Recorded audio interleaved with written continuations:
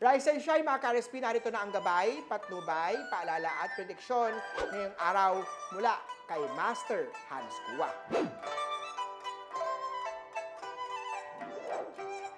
Para sa mga pinanganak ng Year of the Rat, prone ka sa sakit today dahil sa pagod at puyat.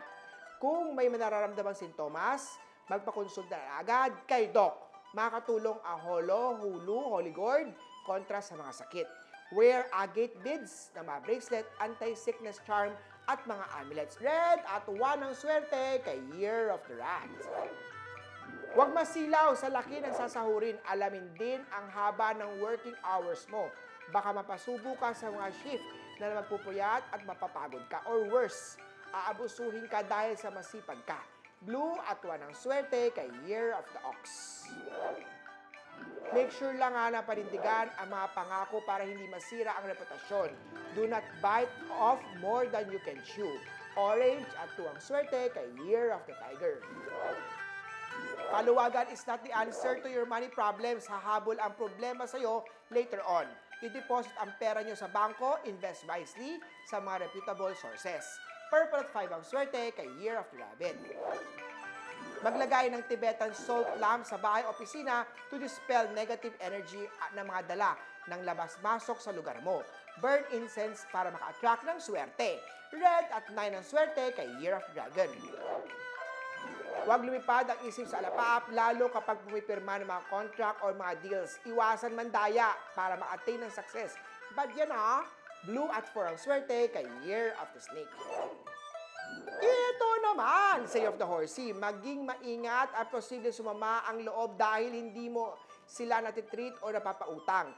These are the people you need to get rid of sa buhay mo, mga toxic yan. Gold at 3 ang swerte kay Year of the Horsey. May pag-socialize sa personal para makilala ang taong seryoso sa'yo. Ang social media ay hindi recommended dahil maraming mapagpanggap dito. Red at 7 ang swerte kay Year of the Goat. Good finances ang nasa chart ngayong araw. Maaaring masira yan kung tuloy-tuloy mo ang pagpapautang sa ibang tao. Makakatulong ang pag-display ng green stone tulad ng jade, green agate, emerald para maka-attract ng good finance or money. Green at 2 ang swerte kay Year of the Monkey. Mostly, stress ang pagmumula ng karamdaman. But in some cases, usog, kulam, or curse din. Ito ang mga taong may galit or inggit sa'yo. Magsuot ng anti-evil eye, mga protection charm, mga amulet. Purple at 16 ang swerte kay Year of the Rooster. Maaaring magkaroon ng rejection mula kay partner kapag may mga unexpected pregnancy, sabit sa complicated relationship or sa mga MU, mutual understanding lang. Black at 8 ang swerte kay Year of the Doggy. Avoid naman heated argument or disagreement dahil posibleng pagmula ng breakup fights or physical abuse yan. Orange at 7 ang swerte kay Year of the Piggy.